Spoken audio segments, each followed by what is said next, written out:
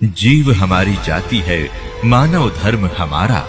हिंदू मुस्लिम सिख ईसाई धर्म नहीं कोई न्यारा।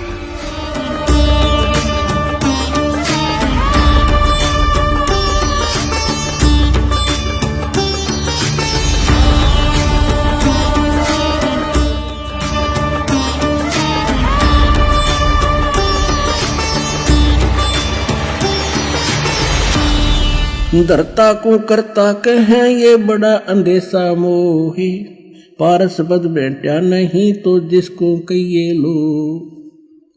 जब तक इस आत्मा को ये कंप्लीट कोर्स सत मंत्र अधिकारी से प्राप्त होकर जब मिलता है तो वो पारस का काम करता है। और जब तक जिसको ये मंत्र नहीं मिले हैं वो चाहे कितना शक्तिशाली दिखे, कितना दृढ़ दिखे, जब तक जैसे लोहे को पारस नहीं टच हुआ तो लोहा ही है वो। तो तुम न किसी ये भगवान दिखे थे रामकृष्ण, इनको ये मंत्र प्राप्त ना होने से ये जीव के जीव ही थे, इनका मोक्ष नहीं। धरता को करता कहेंगे बड़ा अंदेशा मोहे, पारस पद भेंटा नहीं जिसको कहिए लो। लोक अलोक दीप सब ये पूर्ण पद प्रकाश, धौल धरणी सब जावेंगे एक थिर रैसी आकाश। अब क्या बताते हैं, घट में शोक सिलसिला ये सुतक बड़ा अंधेरे, ये दम गिनती के दिए भाई फेर सके तो फेर। जैसे एक समय जब गरीबदास जी कथा समझाया करते थे किसी को, तो भक्त आकर कहते थे कि महाराज 100 टेंशन शरीर में दिन मन में रहती है, लड़की का विवाह करना है, वर्षा हुई नहीं, कुछ साधन हो नहीं रहा, बता कैसे भजन बनेगा। तो परमात्मा का दास जी कहा करते भक्ति करोगे तो सारे काम होंगे। कहने लगे जी देखेंगे भक्ति फिर बात बनेगी। अब कहने का भाव ये है कि तुलसीदास जी कहते हैं तुलसी पिछले पाप से हरि चर्चा ना भावे, और जैसे जबर के बेगते भाई भूख विदा हो जाए। किसी व्यक्ति को बुखार हो गया, वो मलेरिया, तो उसको रोटी जो प्रतिदिन खाया करता था, स्वादिष्ट भोजन भी कड़वा लगा, जीभ पर नहीं रखा जाता। काजू किशमिश और संतरे सेब ये भी कड़वे लगते हैं। अब वो वस्तु पदार्थ कड़वे नहीं है, कड़वे उसके शरीर बुखार ने यानी जवर ने, टेम्परेचर ने उसके बॉडी की व्यवस्था बिगाड़ दी, जिससे उसने मीठी वस्तु भी कड़वी लग रही है।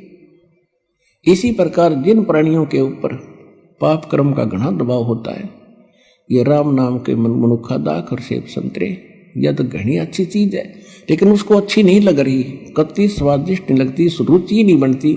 रागनी सुन लेगा, गाने सुन लेगा, कि तो नाच देख लेगा, कूदा उछल कर लेगा, राम नाम की कह देने फिर देखूंगा।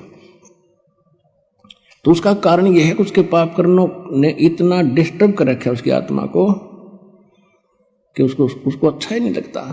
ऐसी कड़वी लगती है परमात्मा की वाणी जैसे उस रोगी को लगती है। उसका ट्रीटमेंट क्या है, कुनीन खानी पड़ेगी, कड़वी कड़वी फांकी मारनी पड़ेगी, ना चाहते हुए भी खानी पड़ेगी। और जब छुटकारा न तो मौत है, तो वो रोगी फिर नाच दी खाता है कुनीन, और फिर स्वस्थ हो जाता जब देखा उसकी दशा।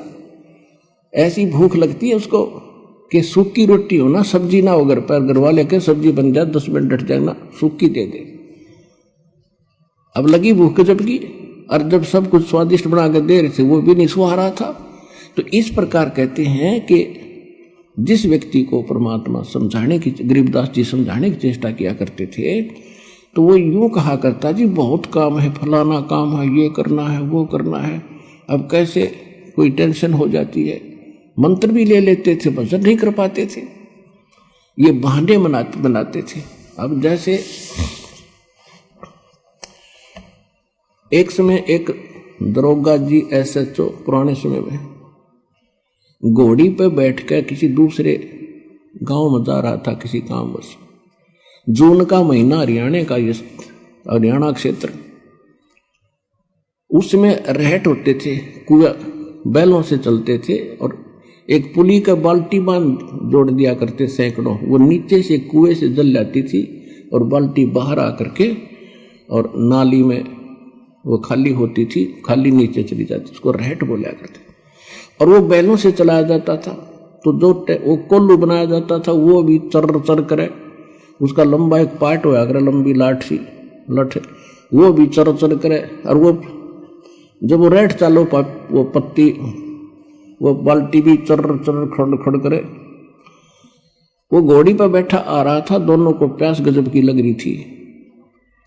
अब दरोगा जी ने सोचा कि सामने पानी चल रहा है, पानी पिएंगे, घोड़ी को भी पिलाऊंगा। वहां निकट आया और वो घोड़ी में एक समस्या थी कि वो इस आवाज से बेदकगी फड़कगी। वो निकट आई और एकदम भाग के दूर खड़ी होगी। तो दरोगा जी ने कहा कि किसान ये चोंचों को बंद कर दे भाई, मेरी घोड़ी डर रहा है। उसने वह बैल रोक दिए, वह चूचू बंद होगी। जब तक वो घोड़ी लेकर निकट आई इतना पानी चला गया खेत में, वह खाली नाली थी, रेतीला जमीन थी और साथ पीगी। तो दरोगा ने कहा भी पानी निकाल, उसने फिर शुरू कर दिया और वो सारा चुर चुर हुई, घोड़ी फिर भागी। उसने कहा रे इस चोंचो ना बंद कर, वो फिर रोक दिए बैल। निकट आया, उसने फिर कहा पानी निकाल, वो फिर चला दिया, फिर भागी। तो किसान बोला दरोगा जी इस चोंचो में पी लो ना तो दोनों मरोगे, इस चोंचो बिना पानी निकले ना तो दोनों मरोगे ना। तो इसने अपनी प्या किसी तरह लठ लुठ मार गए। तो कहने का भाव ये है कि पुण्यात्माओं, यहाँ गरीबदास जी क्या कह रहे हैं, घट में शोक सिलसिला ये सुतक बड़ा अंधेरे, ये दम गिनती के दिए तो फेर सके तो फेर। कहते तेरे शरीर में ये शोक सिलसिला ही होता, सूतक सा हो रहा है, यानी रोज नया उपजा है कि कोई न कोई समस्या तेरे जी ने यू काल रखेगा। और ये गिनती के सांस है भाई, इस चू चू में कि मैं करा जाता हो तो इससे हम कर ले। गरीब घट में शोक सिलसिला ये सूतक बड़ा अंधेरे, ये दम गिनती के दिए तो फेर सके तो फेर।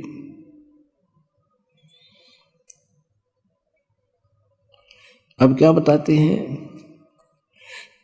तोड़ पिंजरा ले गई ये मंजारी मुस्काले, कहते बाका पर्दा महल का कोई न जाने भेवे, और बिन सतगुर क्यों पाई ये वो अटक रहा सुखदेव।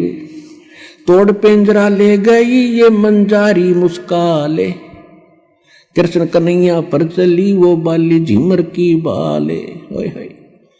अब क्या समझा रहे हैं कि जैसे भाई ये काल ऐसा जालिम है, जैसे चूहे को बिल्ली पकड़ ले जाती है अचानक, और वो भी मस्त होता है अपने परिवार में, और कहते इस काल ने तुम्हारे भगवान के ऊपर कृष्ण कन्हैया पर चली वो बाली झिमर की भाल। वो तीर मारा उसने, उसकी वो भी नहीं सोच रहा था, राजा था वो कौन सा मरना चाहा था, और उसकी मौत होगी। फिर क्या बताते हैं,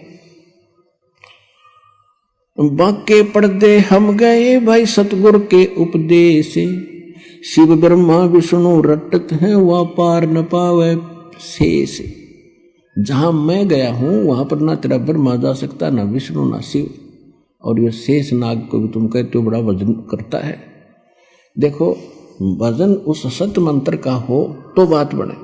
अब जैसे बबूल का बीज बो दिया किक्कर का, और बो दिया आम का, जान के किसी ने मिसगाइड कर दिया, बोला जिसने ना देखा था आम कि ये आम का बीज है, इसको बो, और सेवा की विधि सारी से सही बता दी। ऐसे रक्षा करना, जल डालते रहना, ये अंकुर होगा फिर बड़ा होगा, फल लगेंगे।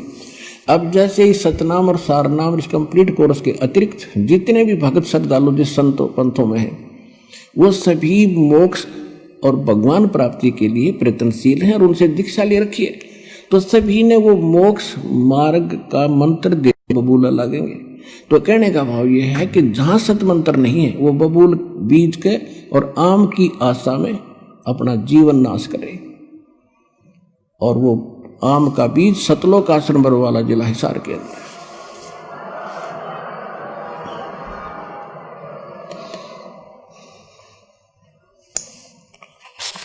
अब इसमें बहुत ज्यादा प्रकरण है, बहुत बड़ा ग्रंथ है, समय आने पर आपको धीरे धीरे सभी सुनाएंगे।